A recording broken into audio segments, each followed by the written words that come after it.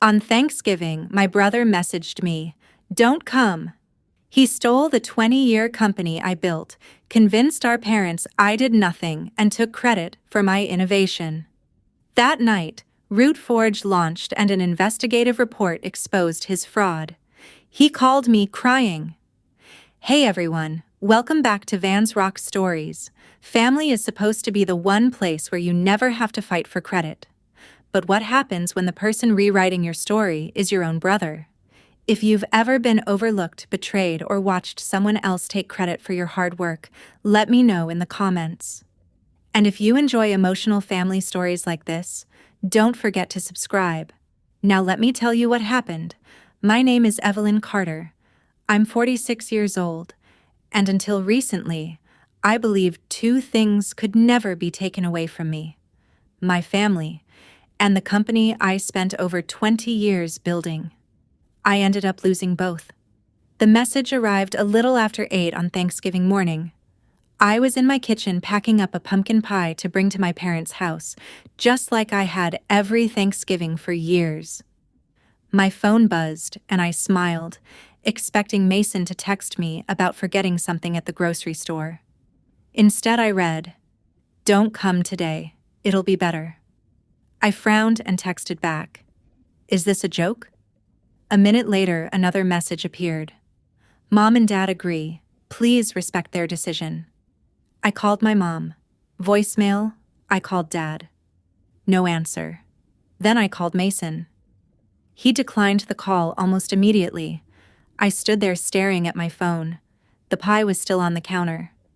My overnight bag was waiting by the front door, and I'd already wrapped a small gift for my niece, Lily. For the first time in my life, I wasn't welcome at Thanksgiving. The strangest part wasn't the message itself.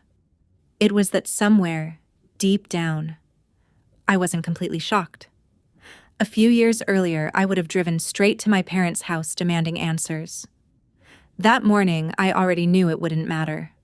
By then, Mason had spent years convincing everyone around us that he was the reason our family had anything to celebrate, including the company that had become my life's work. TransitFlow wasn't something I inherited. I built it from scratch in a tiny rented office in Columbus, Ohio. No investors, no wealthy relatives, just an old laptop, a handful of clients, and more late nights than I could count. The first few years were exhausting. There were months I paid my employees before I paid myself. I skipped vacations, missed birthdays, and spent weekends fixing software bugs instead of relaxing. But little by little, the company grew. One customer became 10. 10 became 50. Then suddenly, we weren't just surviving anymore. We were leading our industry. My parents loved telling relatives, "Evelyn built this company all by herself." Hearing my dad say that used to make every sacrifice feel worth it. Back then, Mason wasn't part of the business. He had his own career, his own apartment, and his own life. We weren't inseparable, but we got along. We'd tease each other, grab dinner once in a while, and show up for family holidays. Nothing ever made me think we'd become enemies. Looking back, maybe that's why I never questioned him. When someone you love asks for help, you don't usually stop to wonder what it might cost. A few years after TransitFlow finally became successful, Mason lost his job. One evening, he called and asked if we could meet for dinner. After we ordered, he looked at me and said quietly, "I'm not asking for money, Eve. I just need one chance." I remember looking across the table at my little brother and thinking I already knew exactly how I was going to help him. I just need one chance. I still remember those words because they sounded so sincere. Mason had always been independent. He'd bounced between different companies over the years, but he'd never asked me for a job before. So when he finally did, I didn't hesitate for long. I smiled and said, "All right, but you're starting like everyone else." He laughed. I wasn't expecting the CEO's little brother discount anyway. That actually made me feel better. I didn't want anyone on my team thinking I was handing out favors. TransitFlow had taken too many years to build, and I wanted every employee to know promotions were earned. A week later, Mason walked through our office carrying a laptop bag and looking genuinely excited. I introduced him around. "This is Mason, my younger brother.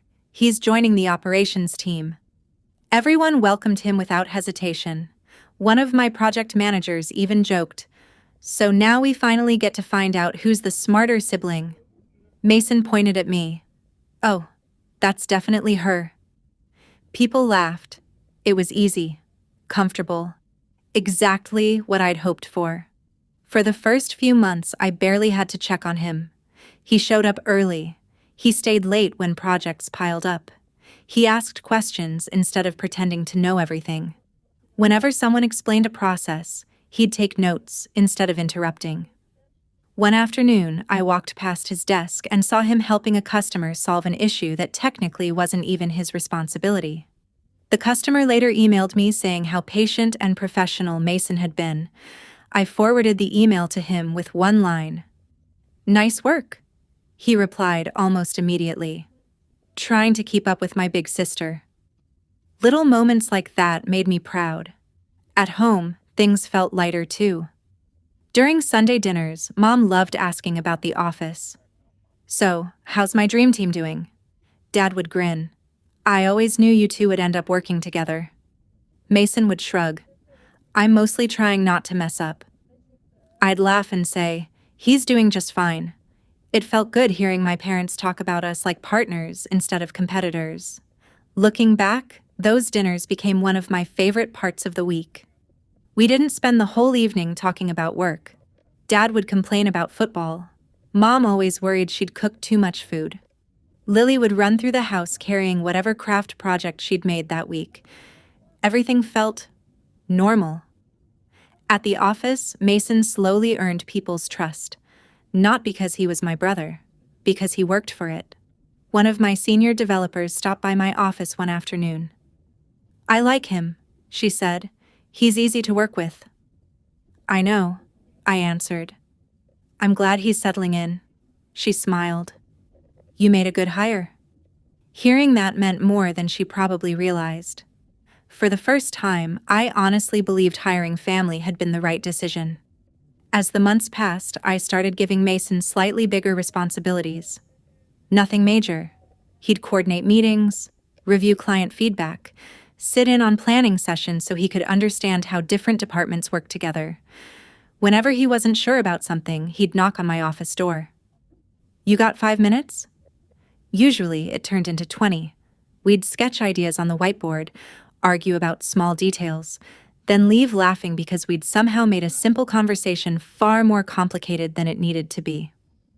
One afternoon, he looked around my office and said, "I never realized how much goes into running this place."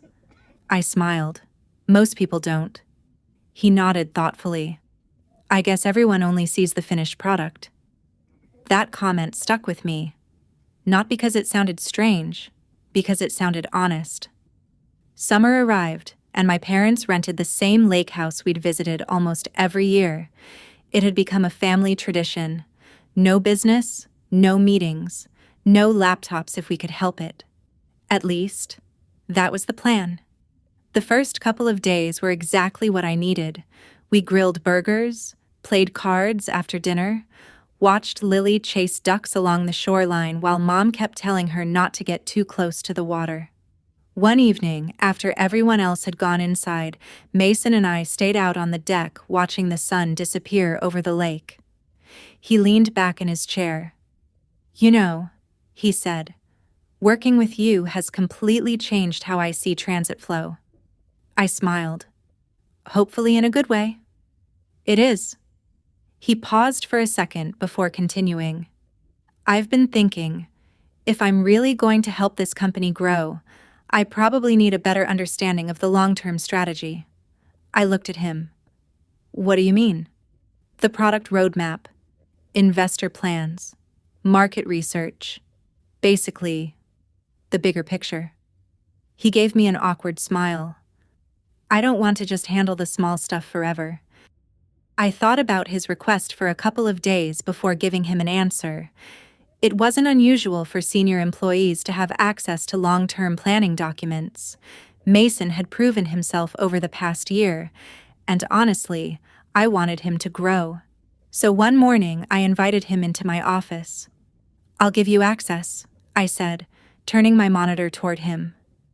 "Not because you're my brother, because you've earned more responsibility." He smiled.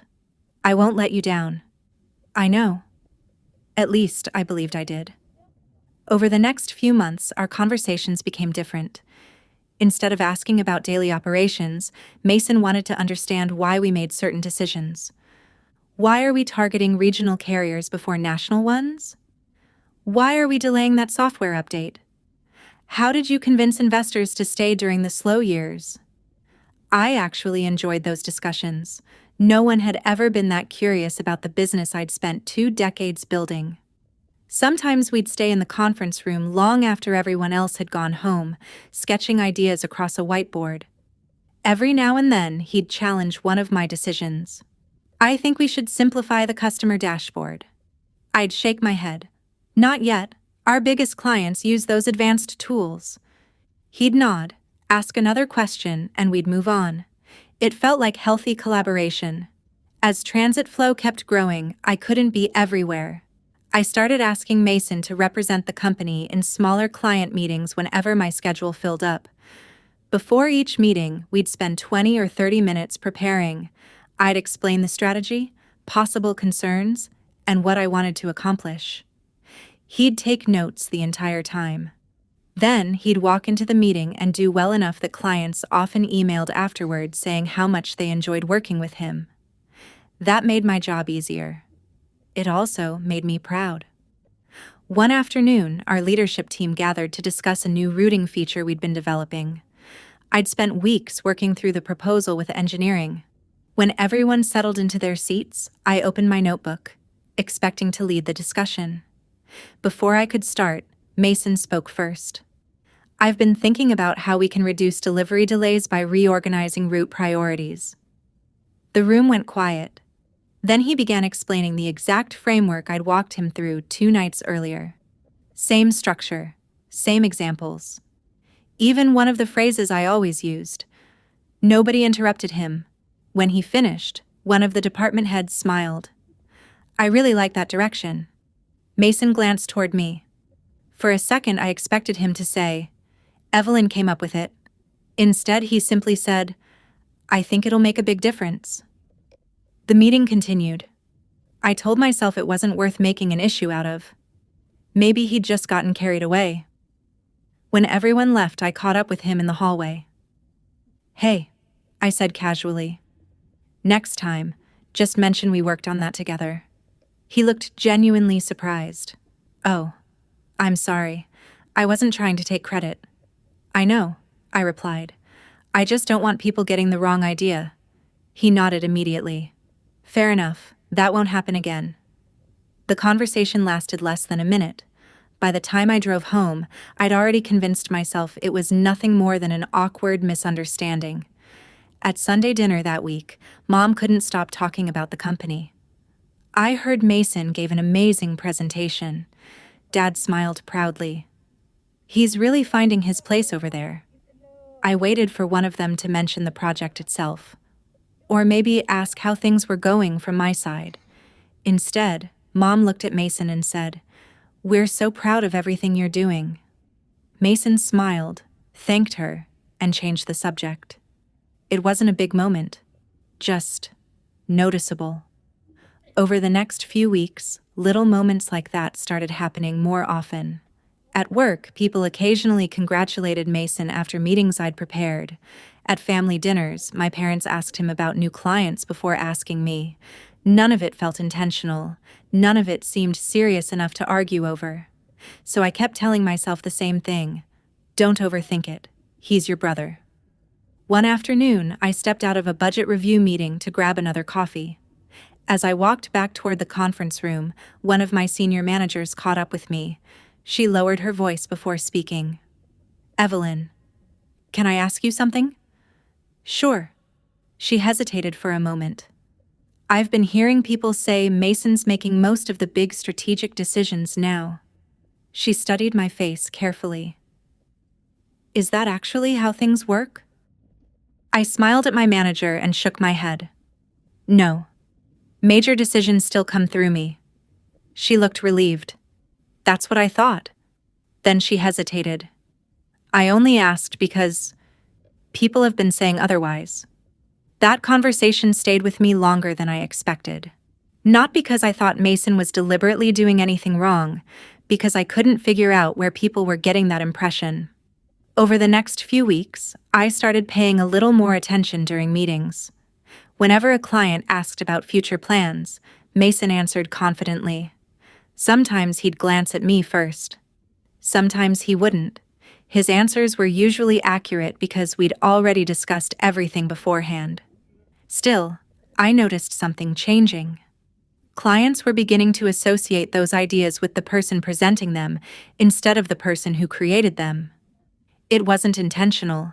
At least, that's what I kept telling myself.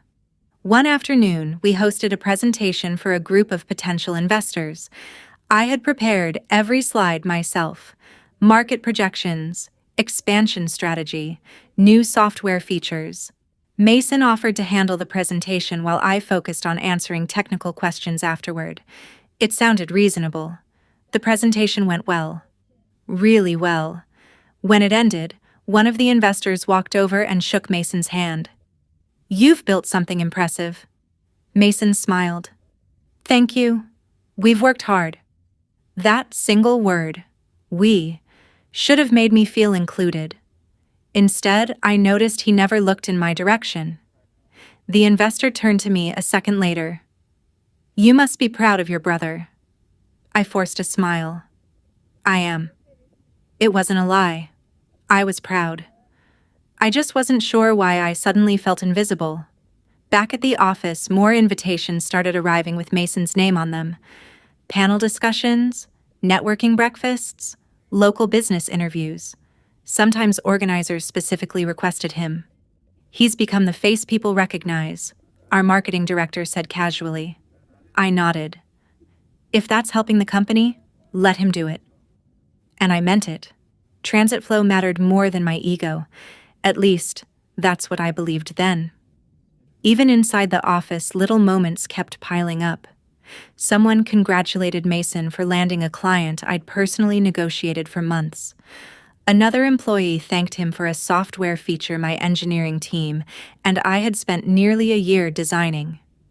Each time, Mason smiled politely. Each time, I waited for him to say something like, "Actually, Evelyn led that project." Most of the time, he didn't. It wasn't that he openly claimed my work. He simply let people keep believing whatever they already assumed. That difference seemed small, until it started happening almost every day. One Friday afternoon, I stopped by his office. "You've been getting a lot of attention lately," I said with a grin. He laughed. "I guess people finally know who I am." "They definitely do." I leaned against the door. "Just make sure they know who built this place too." For the first time, his smile faded just a little. "I always say we're a team." "I know. But sometimes people walk away thinking you're leading everything." He shrugged. "I can't control what people assume." The answer caught me off guard. He wasn't being rude. He wasn't defensive. He just sounded comfortable. Comfortable letting those assumptions exist. I let the conversation end there. Arguing would have made it sound like I cared about attention more than the company. And I didn't. At least, I hoped I didn't. Even my parents started repeating things I'd never heard before. During Sunday dinner, Dad said, "Mason told us about the expansion plans. Sounds like he's really steering the company in a great direction." I looked up from my plate. "I actually put that plan together." Dad smiled without missing a beat. "Well, I'm sure you both did." Then Mom asked Mason how the next phase was coming along. Nobody asked me another question about work that night. Driving home, I kept replaying the evening in my head. It wasn't one big moment. It was dozens of little ones. None of them seemed important by themselves. Together, they started feeling different. A month later, our industry held its annual Innovation Awards. TransitFlow had been nominated for a routing platform my team and I had spent years developing. I wasn't thinking about trophies. I was just excited our work had finally been recognized. The ballroom grew quiet as the presenter opened the envelope. And this year's Innovation Leadership Award goes to... There was a brief pause. Mason Carter of TransitFlow. I turned toward the stage before anyone else at my table had even started clapping. I sat there for a second, convinced I'd misheard the announcer. Then the spotlight found Mason. People around our table started clapping.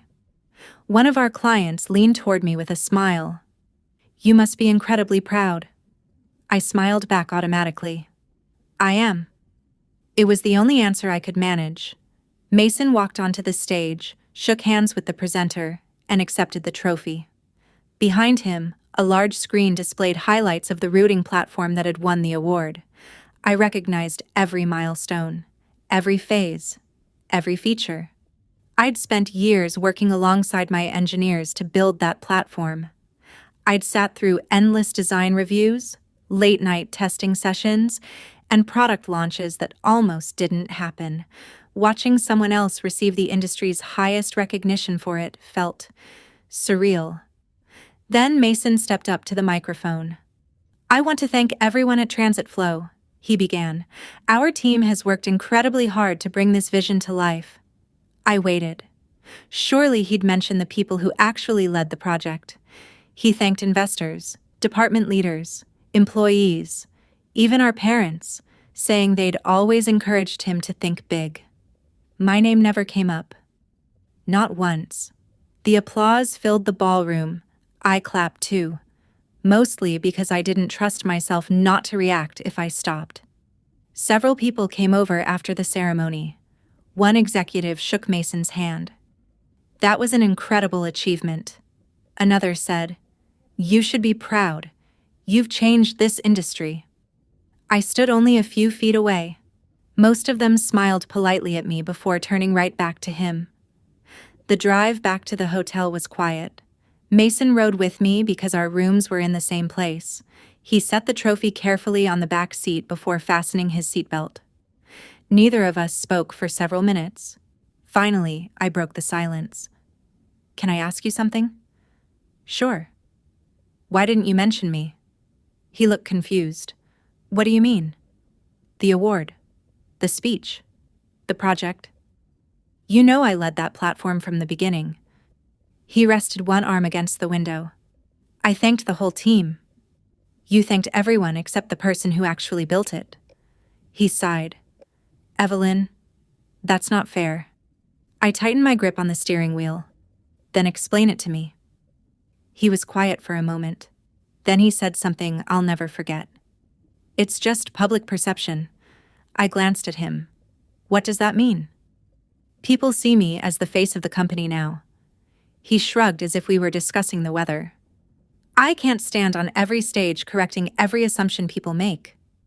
"You could have said one sentence." "I could have. But it would have made the moment awkward." The car felt smaller somehow. "So letting everyone believe it was your innovation wasn't awkward?" He didn't answer right away. Finally, he looked straight ahead. "I think you're taking this too personally." That sentence hurt more than the speech, because suddenly I wasn't arguing about one award anymore. I was defending 20 years of my life. When we reached the hotel, he picked up the trophy. "I'll see you tomorrow?" I nodded. "Yeah." He walked inside without looking back. I stayed in the parking lot for another 10 minutes. Not crying, not yelling, just replaying the conversation over and over. Until that night, I'd convinced myself every awkward moment had been an accident, a misunderstanding, bad timing, something we'd eventually laugh about. For the first time, I couldn't honestly tell myself that anymore. The next morning, I went to the office earlier than usual. I closed my door, turned off my phone, and opened my laptop. Instead of working on product development, I opened old project folders, meeting notes, presentation drafts, design documents, email chains going back years. I created a new folder, then another, and another. Every file that showed where an idea started. Every document that tracked who created what. Every revision. Every approval. I wasn't planning to accuse anyone, not yet. But for the first time since Mason joined TransitFlow, I felt like I needed to make sure the truth existed somewhere no one could rewrite. Every morning before anyone else arrived, I spent 30 minutes doing something that had nothing to do with running the business. I organized evidence, emails, meeting notes, product drafts, presentation files. Every document was saved with dates, revision histories, and the names of the people involved. If someone suggested an idea during a meeting, I wrote it down. If I approved a project, I kept the email. If engineering sent me a prototype, I archived every version. No one knew I was doing it. On the surface, nothing changed. I still ran TransitFlow the same way I always had. I still met with department heads every Monday. I still reviewed budgets, approved hiring decisions, and spent time with our development teams. The difference was that I had stopped assuming everyone saw what I saw. Instead, I started paying attention. Little things stood out. During one product meeting, a designer asked, "Should we run this by Mason first?" The room went quiet for a second. I looked up from my notebook. "I'm approving this project," I said calmly. The designer blinked. "Oh, right. Sorry." Nobody meant any harm. At least, it didn't seem that way. But moments like that kept happening. A marketing manager copied Mason on emails that normally came directly to me. A sales director asked whether Mason had already signed off on a proposal I'd written myself. Even vendors started saying things like, "We'll wait until Mason gives us the final answer." Every single time, Mason eventually redirected them back to me. But he never corrected the bigger misunderstanding. No one was asking why they thought he was making the decisions. The assumption had quietly become normal. One afternoon, I overheard two newer employees talking outside the conference room. I heard Mason basically built the company. I thought Evelyn started it. Yeah, but I think he's the one who really grew it. Neither of them noticed I was walking past. I kept moving. Correcting them in the hallway would have embarrassed everyone. Still, those few sentences stayed with me all day. Stories have a strange way of changing, not all at once. One conversation at a time, one assumption after another. Until eventually, people can't remember where the story actually started. That week, I met with Mason before an executive planning session. We reviewed expansion numbers together like we always did. He was relaxed, joking about how many flights we'd been taking lately. Nothing about him seemed nervous.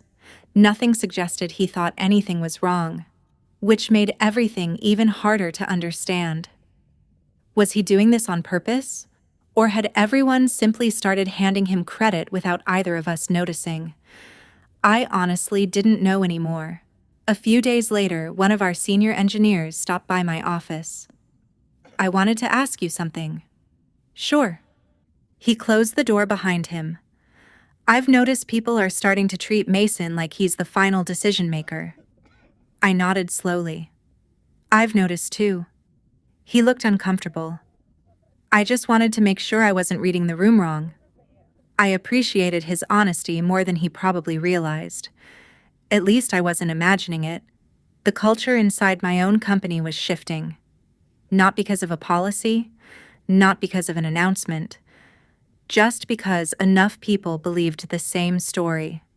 That realization changed the way I looked at every meeting after that. I became more careful about who presented ideas, more intentional about documenting discussions, more aware of who spoke first and who received the follow-up emails. None of it stopped the momentum. If anything, it kept growing. A week later, I grabbed lunch with Daniel, an old colleague who had helped me during TransitFlow's early years before moving to another company. He listened quietly while I described everything that had been happening. When I finished, He didn't respond right away. Instead, he folded his hands on the table and asked one question. "Evelyn, have you talked to an attorney yet?" I laughed softly.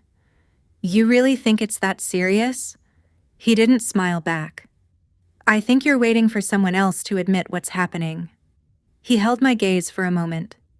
"If I were you, I'd talk to a law firm before it's too late." Daniel's words stayed with me for days. I didn't call a law firm because I wanted to sue my brother. I called because I needed to understand what my options were if things kept getting worse. The attorney listened more than he talked. I walked him through the timeline, explained how the company had grown, and described the way credit had slowly shifted away from me. When I finished, he asked a simple question. "Do you have documentation?" I nodded. "I've been saving everything." "Good," he said. "Keep doing that. Don't confront anyone until you understand exactly what you're dealing with." It wasn't the answer I wanted. I wanted him to tell me I was overreacting. Instead, he confirmed that protecting the facts was the smartest thing I could do. Not long after that meeting, I sat down with an investigative reporter a mutual business contact had recommended. At first, I almost canceled. Talking to a journalist about my own family felt wrong. So I made something clear before we even started. "I'm not here to destroy anyone." The reporter nodded. "Then why are you here?" I looked down at the notebook I'd brought with me. "Because I'm starting to feel like my own story doesn't belong to me anymore." He never promised to publish anything. He simply asked questions, dates, meetings, product launches, who attended, who presented, who made the decisions. By the end of the interview, he closed his notebook and said, "If there's a pattern, documentation usually tells the story better than emotions do." That sentence stuck with me. Back at TransitFlow, I tried to focus on work.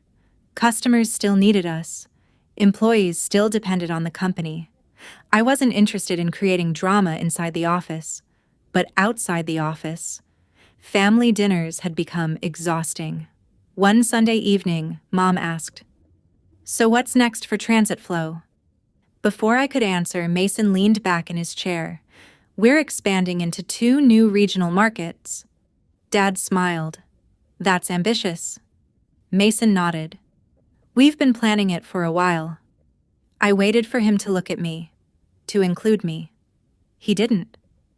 Mom turned toward him again. "I always knew you had great instincts." I quietly cut another piece of chicken. Nobody noticed I hadn't said a single word about the expansion I'd spent nearly 8 months planning. Later that evening, Dad walked with Mason into the backyard. Through the kitchen window, I watched them talking and laughing. Mom started clearing the table beside me. She smiled.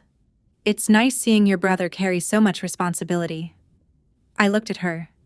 "He isn't carrying it alone." She paused for just a second. "Of course." Then she changed the subject. It wasn't cruel. That almost made it worse. She genuinely seemed to believe what she was saying. Little by little, my place inside the family had shifted. No argument, no announcement. Just quiet assumptions that nobody questioned anymore. I stopped talking about work during family gatherings. There didn't seem to be much point. Whenever I shared an update, the conversation somehow drifted back to Mason before long. So I listened instead. I smiled when people expected me to smile. Then I went home. One afternoon, my phone buzzed while I was reviewing next quarter's budget. The caller ID showed the name of Karen, one of TransitFlow's former operations managers. She'd left 6 months earlier. "Evelyn," she said, without much small talk, "do you have a minute?" "Of course." She took a breath. "I'm not the only one who's been thinking about leaving." "What do you mean?" "There are a few of us. Former managers, senior engineers." Another voice joined the call as Karen switched to speaker. I recognized it immediately. Then another. And another. People I'd trusted for years. Karen finally spoke again. "We need to talk." We didn't leave because of the workload. There was a brief silence. We left because TransitFlow doesn't feel like your company anymore. That phone call turned into dinner a few nights later. Karen wasn't alone. 3 former managers and 2 senior engineers joined us at a quiet restaurant across town. These were people I'd worked beside for years. We'd celebrated product launches together, survived impossible deadlines, and watched TransitFlow grow from a small startup into a respected company. None of them looked angry. They looked disappointed. Karen finally broke the silence. "We didn't leave because of you." One of the engineers nodded. "We left because the company stopped feeling like the place you built." I leaned back in my chair. What changed? Everyone looked at each other, almost waiting for someone else to answer first. Finally, one of the managers spoke. "The culture." He took a sip of coffee before continuing. "People stopped asking who actually did the work. They only cared who got the spotlight." Another engineer added, "A lot of us noticed good ideas were being attached to the wrong names." Nobody said Mason's name immediately. They didn't have to. I already knew who they meant. Karen reached into her bag and pulled out a folder. "We've kept copies of project timelines, meeting notes, and performance reviews." She slid it across the table. "You shouldn't have to defend your own history." For a second, I couldn't speak.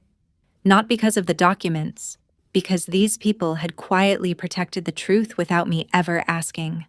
I looked around the table. "So why tell me now?" The answer came almost immediately. "Because we still believe in your leadership." That hit me harder than I expected. For months, I'd felt like I was slowly disappearing inside my own company. Now I was sitting across from people who still saw the person I'd always been. The conversation slowly shifted. Instead of talking about everything that had gone wrong, we started talking about what had once made TransitFlow different. Open discussions, honest feedback. Engineers who received credit for their work. Managers who weren't afraid to disagree with me because they knew ideas mattered more than titles. Karen smiled. "I miss that company." "So do I admitted. One of the engineers looked around the table before asking the question nobody else had said out loud. "What if we built it again?" Everyone laughed, not because it sounded ridiculous, because it sounded impossible. I smiled too. "I've spent 20 years building one company. I'm not sure I have the energy to start over." Karen looked directly at me. "I think you do. You just don't know it yet." The ride home was unusually quiet. For the first time in months, my mind wasn't stuck on everything I'd lost. I kept thinking about what could still be built. Over the next several weeks, those conversations continued. Sometimes over coffee. Sometimes during lunch. Sometimes through long video calls after work. Nobody resigned dramatically. Nobody tried recruiting employees behind anyone's back. We simply shared ideas. If we ever started over, what mistakes wouldn't we repeat? How would we recognize people's contributions? How would we build a healthier culture? One evening, someone said, "We need a name." That somehow made the idea feel real. We filled an entire whiteboard with possibilities. Most of them were terrible. A few were forgettable. Then Karen circled 2 words: RouteForge. The room went quiet. I looked at it for a long moment. RouteForge. Building better paths, creating something instead of taking it. I smiled. I actually like that. No one cheered. No dramatic speeches. Just a few tired people looking at each other with cautious optimism. It was the first genuine hope I'd felt in a long time. From that point on, everything happened quietly. We rented a small workspace, started outlining software features, reached out to a handful of trusted contacts who believed in us. Nobody wanted revenge. We wanted a fresh start. One afternoon, while reviewing early plans for RouteForge, my phone buzzed. It was the investigative reporter. "I wanted to give you a quick update," he said. I stepped into an empty conference room and closed the door. "We've verified more than we expected." I didn't interrupt. He continued. If everything checks out over the next few weeks. He paused. The investigation will be ready for publication. The closer Thanksgiving got, the stranger everything became. At TransitFlow, Mason started handling invitations before I ever saw them. One afternoon, I found out a logistics conference had already happened. I didn't know we were presenting there, I said to our marketing director. She looked surprised. I thought Mason told you. He said he wanted to keep the presentation small. A week later, another client hosted a private executive dinner. Again, Mason attended. Again, I wasn't there. When I finally asked him about it, he answered so casually it almost sounded reasonable. I figured you were busy. You didn't even ask. I was trying to help. I stared at him for a second.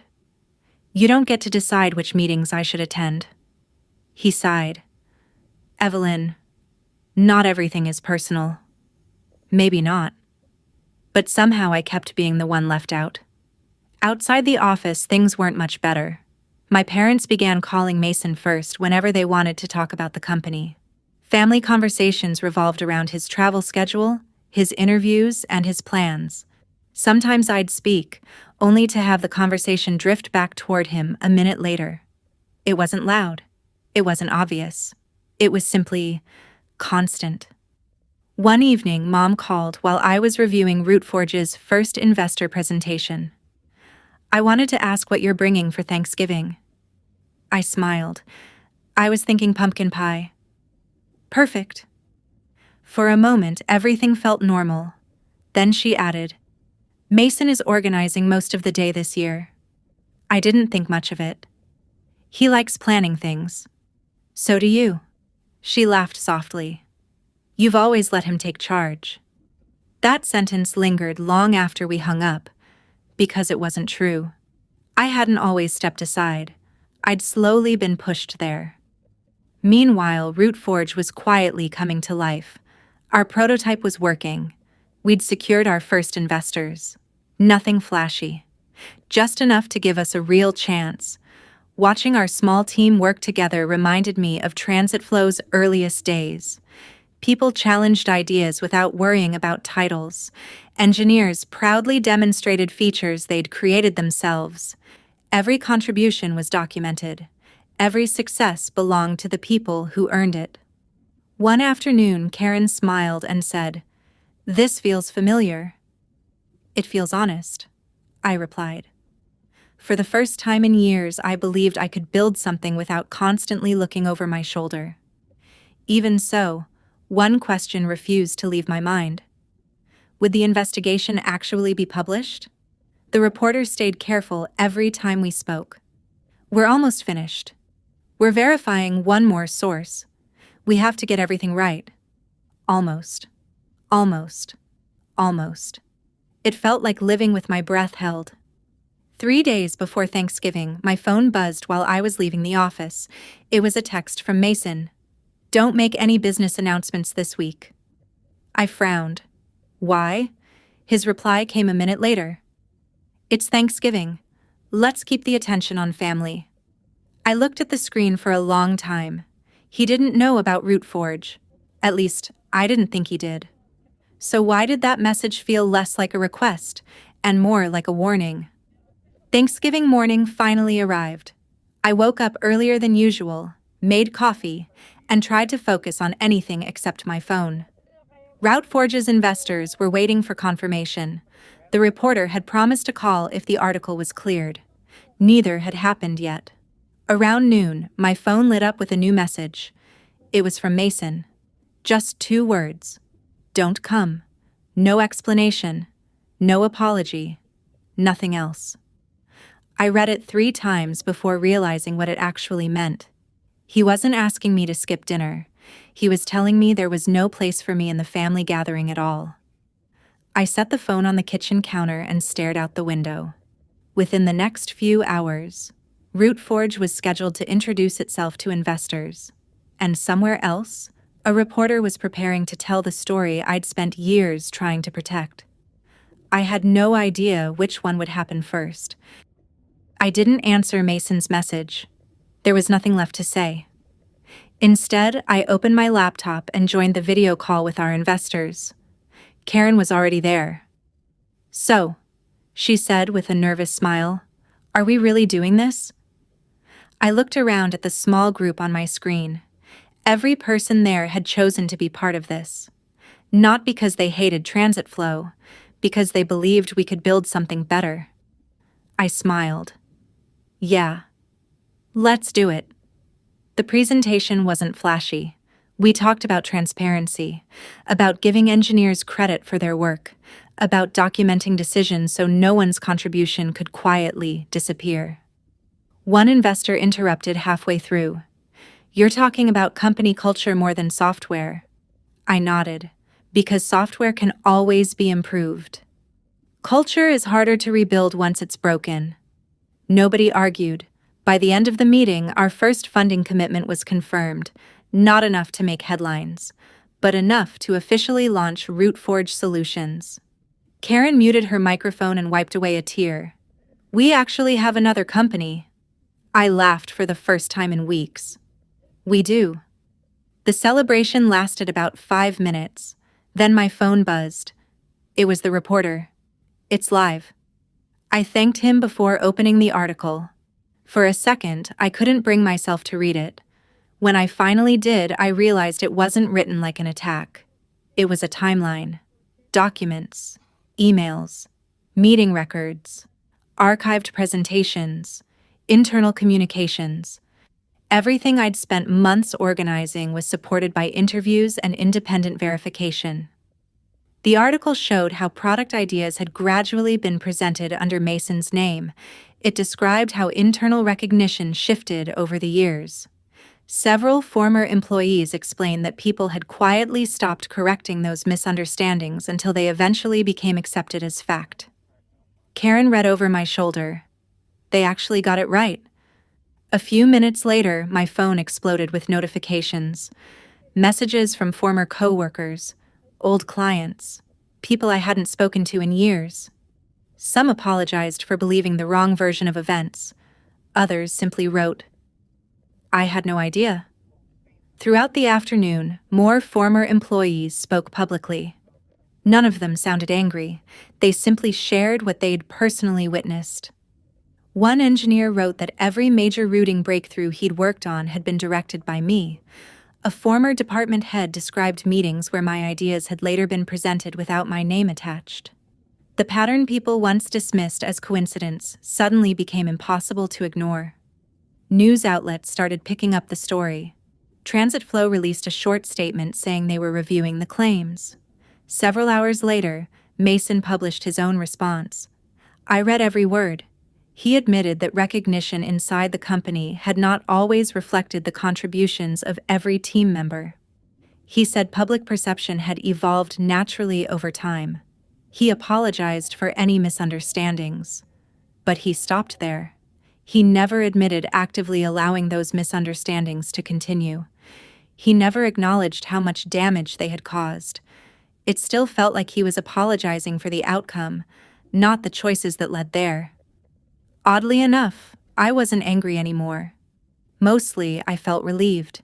For years, I'd questioned my own memory, wondered if I was exaggerating, wondered if I was being unfair. Now the truth existed outside my own head. People could read it for themselves.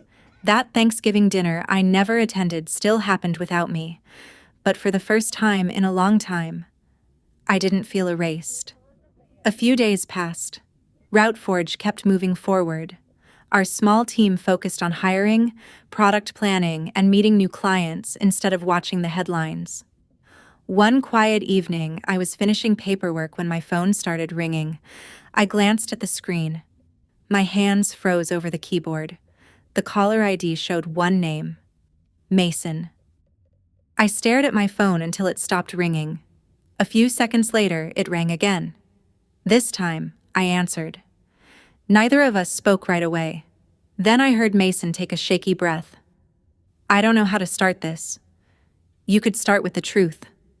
There was another long pause. I was jealous. I'd imagined that conversation so many times over the years. I'd expected excuses, arguments, blame. Instead, the first real thing he said was something I'd never expected to hear. "I hated walking into a room and always being introduced as your little brother." He laughed quietly, but there wasn't any humor in it. "You built something incredible. Everywhere we went, people admired you." I kept telling myself that if I worked hard enough, people would finally see me too. His voice cracked. Then, somewhere along the way, I stopped correcting them. I closed my eyes. "That wasn't all you did, Mason." "I know. I know." For the first time since all of this started, he didn't argue. He didn't minimize it. I kept thinking I'd fix it later. But every time someone gave me credit, it got harder to tell the truth. Neither of us spoke for a while. Finally, I said, "Do you understand why I can't pretend none of this happened?" "I do. I don't expect things to go back." He was crying by then. So was I, even though I hadn't realized it. Not because everything was suddenly okay, because the conversation I'd been waiting years to have had finally happened. A week later, Mom asked if I'd come over for dinner. I almost said no. Instead, I agreed, with one condition. I'm not discussing the company unless everyone is willing to be honest. Dinner was awkward. There were long silences, conversations about the weather, about my niece Lily, starting a new school year, about football. Normal things. Then Dad looked at me across the table. "I owe you an apology." He didn't make a speech. He simply looked tired. I believed the version of events that was easiest to believe. I should have asked more questions. Mom reached over and squeezed my hand. I should have too. I appreciated hearing those words. But apologies don't rebuild trust overnight. Trust grows through different choices, through consistency, through time. I never tried to take TransitFlow back. By then, my energy belonged somewhere else. RouteForge was growing faster than any of us expected. We hired carefully, not just based on talent, based on character. One of the first policies we created had nothing to do with software. Every project had documented ownership. Every major contribution was recorded. Presentations always listed the people behind the work. Managers were expected to recognize their teams publicly. It wasn't bureaucracy. It was respect.